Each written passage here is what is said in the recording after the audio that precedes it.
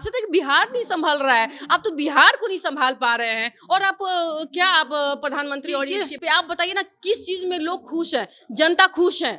हमें तो नहीं लगता किसी चीज में तो कैसे लग रहा है कि वो बिहार संभाल पा रहे हैं। हमें तो लग रहा है उनसे बिहार नहीं संभल रहा है, आपसे एक घर नहीं संभल रहा है, आप क्या जिला संभालने की बात करेंगे। तो यही नीतीश जी के पास है। देखिए, अब नीतीश जी को समझाने की ज़रूरत नहीं है मोदी जी को कि मोदी जी को क्या करना है, क्योंकि मोदी जी जो करते हैं, वो पूरी दुनिया देखती है। हमने देखा है आंकड़ों में कि बहुत सारे जो जाति हैं, जो पिछड़ी जाति हैं और सब में या तो किसी में घटा दिए गए हैं, किसी में बढ़ा। इलेक्शन के लिए तो हम लोग जो है कि पदयात्रा कर रहे हैं, लोगों तक जा रहे हैं, गाँव-गाँव तक जा रहे हैं, चौक-चौराहे तक जा रहे हैं। तो आपको भी पता होगा कि दुर्गा पूजा की बात है कि सीट कितनी मिलेगी, नहीं मिलेगी और हमें जितनी कोई सीट की ये नहीं है कि हमें इतनी सीट चाहिए।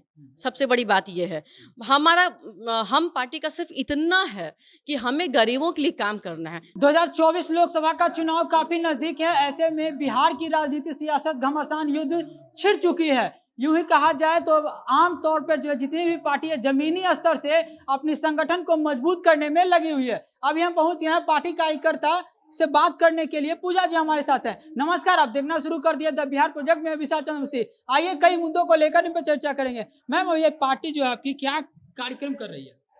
देखिए, ये तो अभी चुनाव है, लोकसभा चुनाव है, उसको लेकर के तैयारियाँ चल रही है कि हम जो है कि कहाँ-कहाँ जाएँ और सबसे बड़ी बात लोकसभा चुनाव तो ठीक है, ये सेकंड मैटर है। इससे भी बड़ी बात ये है, हमारी पार्टी का मानना है कि हम जिस गरीब के लिए, जिस पिछड़े के लिए हम खड़े हैं, तो उनके उनके पास हम जाएँ, उन लोगों के पास जाएँ, उनकी जो समस्याएँ हैं, जो भी उनकी परेशानियाँ हैं, वो सबको हम देखें और समझें। जैसे ही बरसात आता है, तो वहाँ नाले जाम हो जाते हैं, रोड जर्जरा हो जाता है। तो ये सारी चीज़ों को तो हमारा और हमारी पार्टी का मानना है, हमारे माननीय पूर्व मुख्यमंत्री जीतन राम मांझी जी का मानना है कि इलेक्शन है वो ठीक है, मगर हम इलेक्शन से ज़्यादा अपने जनता को वैल्यू देते हैं, जनता को मानते हैं, उनकी समस्याओं को। तो हमें उनकी समस्याओं को जानना है। बाकी इलेक्शन के लिए तो हम लोग जो है कि पदयात्रा कर रहे हैं, लोगों तक जा रहे हैं, गाँव-गाँव तक जा रहे हैं, चौक-चौराहे तक जा रहे हैं।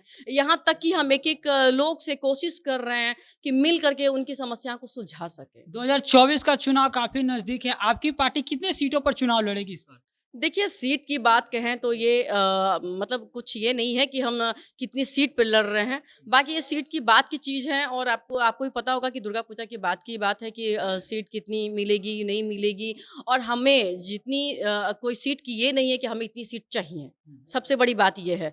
हम पार्टी का सिर्फ़ इतना है कि हमें गरीबों के लिए काम करना है। जनता हमें बहुत प्यार करती है। ज़ाहिर-सी बात है हम पार्टी जहाँ से खड़ी होगी, वहाँ ज़ाहिर-सी बात है अपनी जीत हासिल करेगी। तो टिकट की बात अभी ना लाएँ और हमें लगता है इस पे कुछ कमेंट करने और कुछ बोलने की ज़रूरत है। चलिए, जाति आधारित गणना पूरी हो गई, जिसके बाद नीतीश कुमार जो है जदयू कार्यालय में धन्यवाद दे रहे हैं सभी को। जाति आधारित गणना पर जो है कई लोग सवाल खड़ा कर रहे हैं कि जाति गणना जो है पूरी नहीं हुई है सही ढंग से। क्या लगता है सच में पूरी नहीं हुई है? बिल्कुल, इसमें भी कहने की बात नहीं है। अगर जाति जनगणना अगर सही रूप से होती, तो हम लोग बिल्कुल खुश होते क्योंकि ऐसा नहीं है कि कोई खराब काम है, मगर किसी चीज़ में चीट करना गलत है। हमने देखा है आंकड़ों में कि बहुत सारे जो जाति हैं, जो पिछड़ी जाति हैं और सब में या तो किसी में घटा दिए गए हैं, किसी में बढ़ा दिए गए हैं। इस तरह इसका से आपका साफ तौर पे कहना है जाति आधारित जो गणना हुई है गलत रिपोर्ट है? बिल्कुल गलत रिपोर्ट है। तो इसमें कहीं भी कोई संदेह अब नहीं है। जदयू जो है इस बात को लेकर कह रही है कि नरेंद्र मोदी पूरे देश में जाति गणना करवा ले। देखिए, अब नीतीश जी को समझाने की ज़रूरत नहीं है मोदी जी को कि मोदी जी को क्या करना है, क्योंकि मोदी जी जो करते हैं, वो पूरी दुनिया देखती है।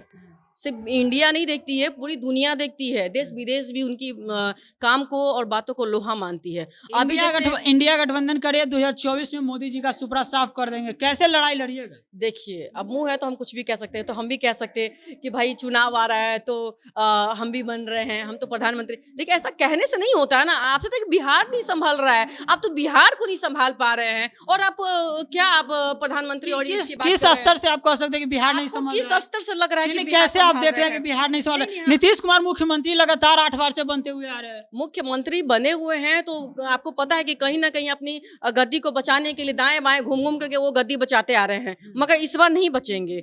आपको पता है कि आप जो बिहार की बात कर रहे हैं, तो बिहार में क्या ऐसा है जिसमें कि आपको लग रहा है कि सँभाल पा रहे हैं? हम तो ये भी देख रहे हैं कि जो शिक्षक बहाली की बात थी 4 साल से हमारे शिक्षक लोग इस एग्ज़ाम का ये कर रहे थे और आज क्या हुआ?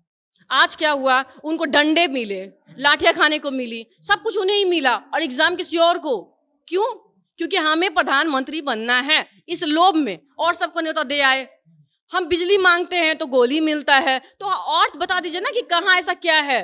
धरना लोग नहीं दे सकते और लोग रोड पे खड़े होकर धरना प्रदर्शन नहीं कर सकते, उनको मारपीट कर दिया जाता है। तो किस बेसिस पे आप बताइए ना, किस चीज में लोग खुश हैं, जनता खुश है?